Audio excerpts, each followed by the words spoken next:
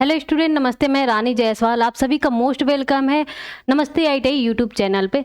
चलिए, तो आज का जो हमारा क्लास है, क्लास नंबर कौन सा है? 4 नंबर है एम्प्लॉयबिलिटी स्किल के क्लास में।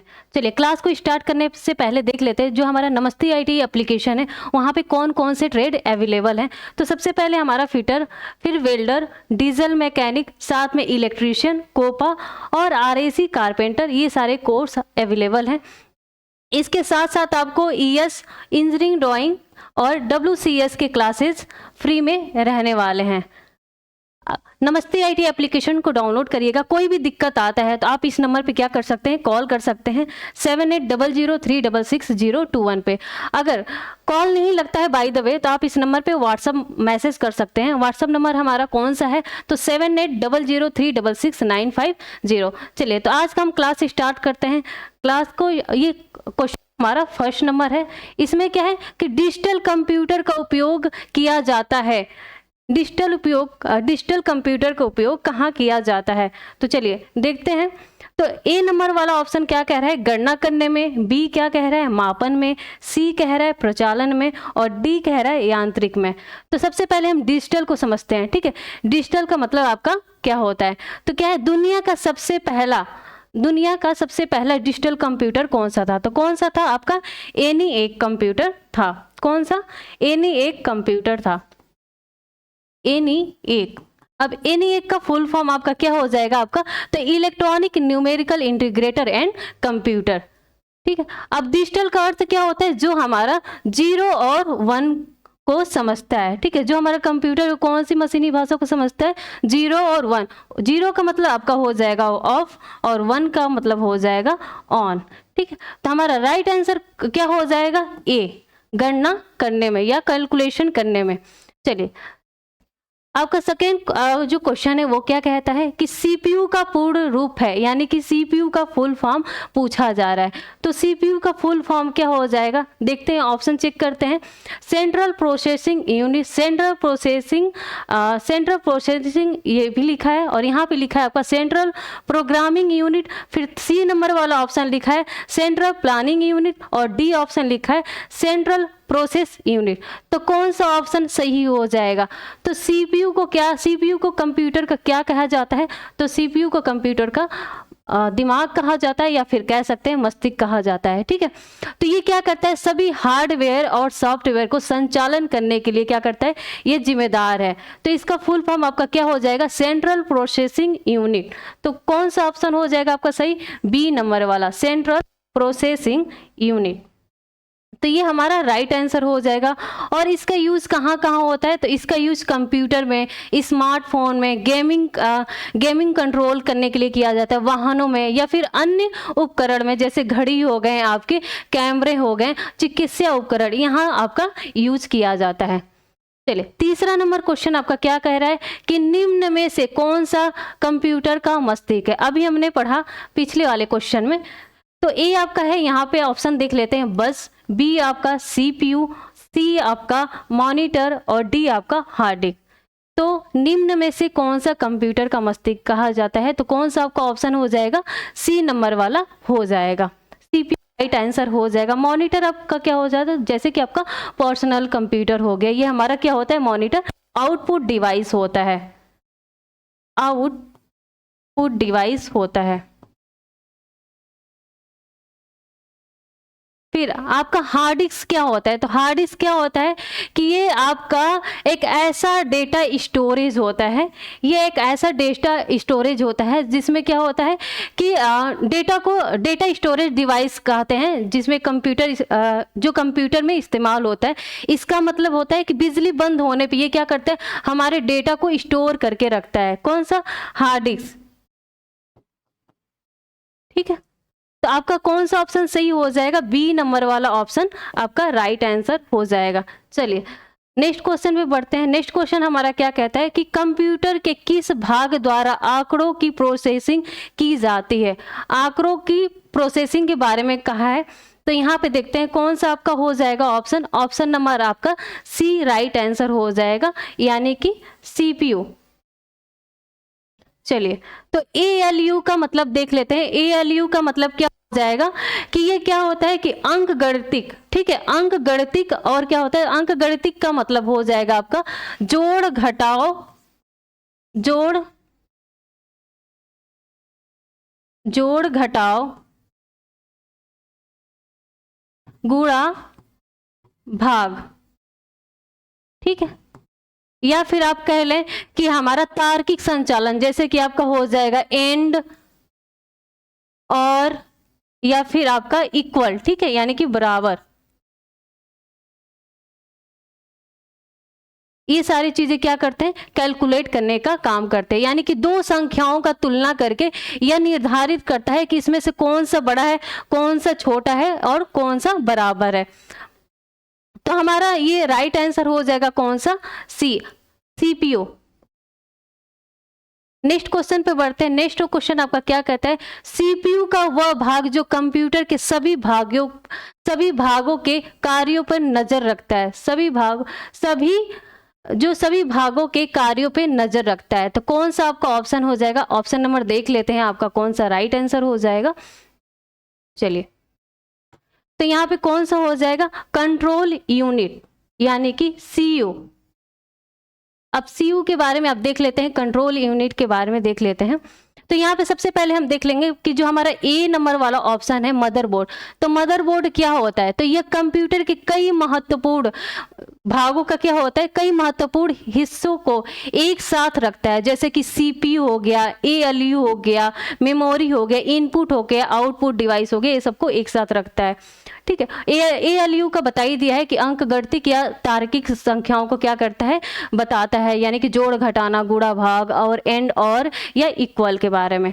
तो हमारी ये बी नंबर वाला ऑप्शन राइट होगा, ठीक है। आगे हम देखते हैं, आगे हमारा क्वेश्चन क्या कहता है, 6 नंबर वाला। तो निम्न में से कौन सा सीपीयू को डाटा उपयोग करने के लिए सबसे तीव्र मार्ग प्रदान करता है, सबसे तीव्र मार्ग प्रदान करता है। तो इसमें हम हमारा ऑप्शन पहले चेक करेंगे कि ऑप्शन क्या कहता है। ए आपका कह रहा है कि मदरबोर्ड, क्या मदरबोर्ड होगा, बी आपका रजिस्टर, सी आपका सर्किट और डी आपका माइक्रो प्रोसेसर, ठीक है। तो यहाँ पे देखते हैं कि ये आपका जो माइक्रो प्रोसेसर ये कौन से पीढ़ी में आया था, तो ये 4th नंबर वाले पीढ़ी में आया था। सर्किट नहीं, ये तो सर्किट नहीं होगा, रजिस्टर आपका राइट आंसर होगा। रजिस्टर के बारे में आप देखते हैं, रजिस्टर क्या होता है, यह बहुत ही छोटी और बहुत सबसे तेज स्टोरेज क्या है, इकाई होती है, जो क्या करते हैं हमारे सीपीयू के अंदर स्थित होता है। यह एक प्रकार का क्या होता है, हमारा मेमोरी होता है,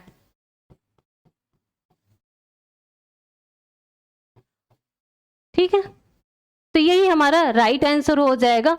और ये क्या करते हैं, ये गति को बढ़ाने का काम करता है,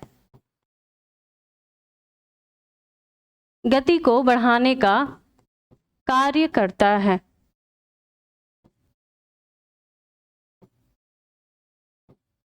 चलिए, तो ये हमारा क्या हो जाएगा, राइट आंसर हो जाएगा। नेक्स्ट क्वेश्चन पे चलते हैं। नेक्स्ट क्वेश्चन आपका क्या कह रहा है कि मेमोरी के अनुक्रम डैश डैश डैश का स्थान सबसे ऊंचा है, सबसे ऊंचा है। तो कौन सा है आपका, यहाँ पे सबसे पहले आपका आ जा रहा है रजिस्टर, तो यही आपका राइट आंसर हो जाएगा। एएलयू यानी कि अर्थमेटिक लॉजिक यूनिट, ये आपका नहीं होगा, माइक्रो प्रोसेसर भी नहीं होगा, बस तो बिल्कुल ही नहीं होगा।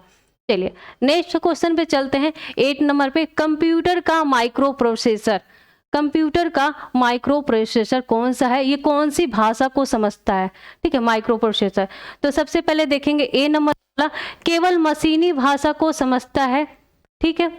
बी नंबर वाला ऑप्शन कह रहा है मशीनी भाषा नहीं समझता है। सी ऑप्शन क्या कह रहा है, मशीनी और उच्च स्त्री भाषा को समझता है, केवल उच्च स्त्री भाषा को समझता है, डी नंबर वाला, ठीक है।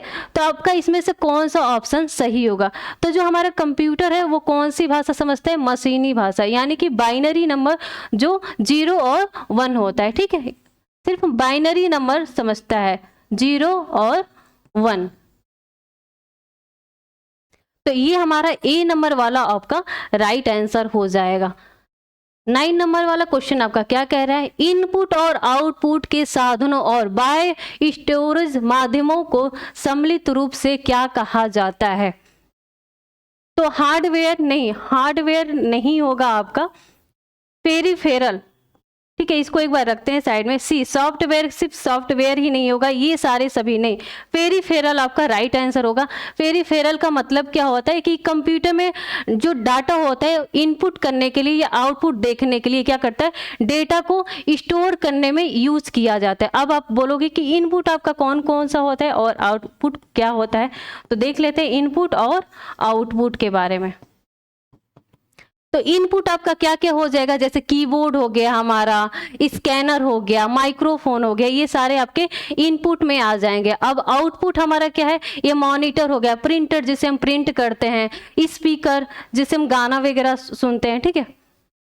तो ये आपका बी वाला राइट आंसर हो जाएगा। चलिए नेक्स्ट क्वेश्चन पे चलते हैं। नेक्स्ट क्वेश्चन हमारा 10वां है, कंप्यूटर के विद्युतीय तथा इलेक्ट्रॉनिक भाग क्या कहलाते हैं। इलेक्ट्रॉनिक भाग क्या कहलाते हैं, तो यहाँ पे 4 ऑप्शन दिया है। आपका पहला वाला क्या कह रहा है कि सॉफ्टवेयर, बी आपका कह रहा है हार्डवेयर, सी आपका मेमोरी और डी नॉन ऑफ दिस। तो इसमें से कौन सा आपका सही हो जाएगा, तो इसमें आपका कौन का सही हो जाएगा, सबसे फर्स्ट नंबर वाला जो ऑप्शन है हार्डवेयर, तो यही आपका राइट आंसर हो जाएगा, हार्डवेयर, ठीक है। हार्डवेयर आपका राइट आंसर हो जाएगा, जिसको हम छू सकते हैं, देख सकते हैं, महसूस कर सकते हैं, ठीक है। तो ये आपका राइट आंसर हो जाएगा, कौन सा, हार्डवेयर, ठीक है।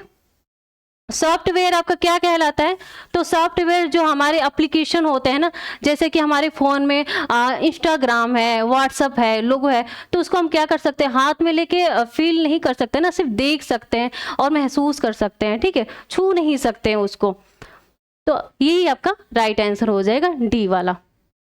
चलिए 11 नंबर वाला आपका क्वेश्चन क्या कह रहा है कि कंप्यूटर के आंकड़ों या आदेश देने के लिए किस प्रकार की का प्रयोग किया जाता है, किस प्रकार की युक्तियों का प्रयोग किया जाता है। तो यहाँ पे ऑप्शन दे रहा है, ए इनपुट युक्ति, बी आपका आउटपुट युक्ति यानी कि आउटपुट डिवाइस, सी आपका स्टोरेज युक्ति यानी कि स्टोरेज डिवाइस और डी आपका कह रहा है सीपीयू। तो कौन सा आपका हो जाएगा राइट आंसर, चलिए देखते हैं। तो यहाँ पे आपका राइट आंसर हो जाएगा कौन सा, इनपुट डिवाइस। इनपुट डिवाइस यानी कि हम क्या करें कि अगर हमें जो हमारे मॉनिटर है उस पर हमें कुछ आउटपुट लेना है, तो सबसे पहले हम क्या करेंगे, कीबोर्ड के माध्यम से हम इनपुट देते हैं, तो वो हमें क्या करते हैं, आउटपुट प्रदान करते हैं। तो यही हमारा राइट आंसर हो जाएगा, ठीक है। चलिए नेक्स्ट आपका क्वेश्चन आपका क्या कह रहा है कि 12 नंबर वाला, निम्न में से कौन सा एक माउस का उपयोग नहीं है, कौन सा एक माउस का उपयोग नहीं है, कर्सर का चलना, कर्सर का चलना। फिर आपका बी नंबर वाला ऑप्शन कह रहा है डाटा इंटर करना, सी आपका कह रहा है ड्रैग एंड ड्रॉप और डी आपका ऑप्शन कह रहा है सेलेक्ट करना। तो इसमें से कौन सा हो जाएगा, तो हम इनपुट माउस का उपयोग नहीं कर रहे हैं, तो किसके द्वारा कर रहे हैं, डाटा इंटर करना, यानी कि हम कीबोर्ड के सहायता से हम क्या करते हैं, डाटा को इंटर करते हैं, यानी कि हमारा जो कीबोर्ड होता है वो हमारा क्या होता है, इनपुट डिवाइस होता है। तो यही हमारा हो गया, यहाँ पे हम माउस का यूज नहीं कर रहे, कर्सर का चला, यानी कि हम माउस से हम क्या करते हैं, अगर कहीं जाना है, किसी फाइल पे जाना है तो हम लेके जाते हैं वहाँ पे कर्सर, तो ये हमारा ऑप्शन नहीं होगा, डाटा इंटर करना ये हो जाएगा, क्योंकि हम कीबोर्ड के ही माध्यम से करेंगे डाटा को इंटर। चलिए नेक्स्ट क्वेश्चन पे चलते हैं। नेक्स्ट क्वेश्चन आपका क्या हो गया कि OCR को कहते हैं, OCR को क्या कहते हैं, तो OCR को आप क्या कहते हैं, तो ये क्या होता है कि यह एक OCR आपका क्या होता है, सबसे पहले इसको समझते हैं। तो OCR क्या होता है, ये छवियों में मौजूद जो टेक्स्ट होता है ना उसको पहचानने का काम करता है और उसको बदलने का काम करता है।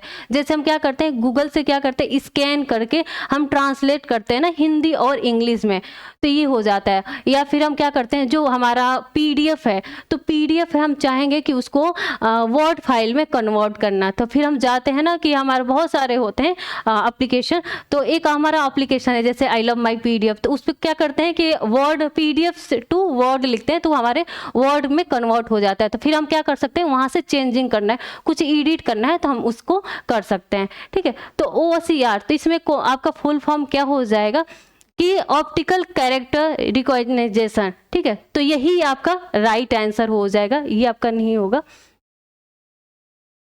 ठीक है, तो ए वाला हमारा ऑप्शन राइट हो जाएगा। चलिए नेक्स्ट क्वेश्चन पे चलते हैं। MICR का पूर्ण रूप है, यानी कि फुल फॉर्म आपका पूछा है MICR का, तो MICR का फुल फॉर्म क्या होगा? तो आपका MICR के पहले में एक बार देख लेते हो कि MICR क्या होता है। तो ये हमारा क्या है, इनपुट डिवाइस है, इनपुट डिवाइस है। और ये कहाँ यूज होता है, तो जैसे बैंक में जो चेक होते हैं ना हमारे, तो उस चेक पे कुछ नंबर लिखे होते हैं, जो नंबर होता है वो न्यूमेरिकल होता है, न्यूमेरिक होता है, जो 0 से 9 तक होता है, और जो 4 नंबर होते हैं वो स्पेशल कैरेक्टर होते हैं। ठीक है, तो उसको स्कैन करके पता लगाया जा सकता है कि ये किस बैंक का है, ठीक है, किस शाखा का है और किस व्यक्ति का है, वो नाम शो कर देता है। ठीक है, स्कैन करने पे। तो इसका फुल फॉर्म हो जाएगा मैग्नेटिक इंक कैरेक्टर रिकॉग्निशन। तो यही आपका राइट आंसर हो जाएगा।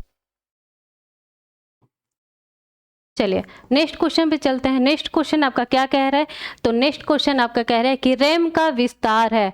रैम का यानी कि रैम का फुल फॉर्म पूछा है, तो रैम का फुल फॉर्म आपका क्या हो जाएगा कि रैंडम एक्सेस मेमोरी। तो किस ऑप्शन में दिख रहा है ये रैंडम एक्सेस मेमोरी, तो ये हमारा है B नंबर वाले ऑप्शन में। ठीक है, तो ये कौन सा मेमोरी हो जाएगा, तो ये प्राइमरी मेमोरी के अंदर आ जाता है। ये क्या होता है, हमारा एक हार्डवेयर होता है। ठीक है, ये हमारा एक हार्डवेयर होता है, और ये प्राथमिक मेमोरी के अंदर आता है। प्राथमिक मेमोरी के अंदर हमारा रैम और रोम दोनों आ जाते हैं, रैम और रोम। रोम का फुल फॉर्म क्या हो जाएगा कि रीड ओनली मेमोरी। ठीक है, रीड ओनली मेमोरी रोम का फुल फॉर्म हो जाएगा। और ये क्या होता है, ये सिलिकॉन का बना होता है। क्या रैम क्या होता है हमारा, सिलिकॉन का बना होता है, सिलिकॉन का बना होता है। ठीक है, चलिए नेक्स्ट चलते हैं। ठीक है, हमारा यहीं तक क्वेश्चन है। तो एक बार फिर से हम देख लेते हैं, जो हमारा नमस्ते IT एप्लीकेशन है वहाँ पे कौन कौन से ट्रेड अवेलेबल हैं।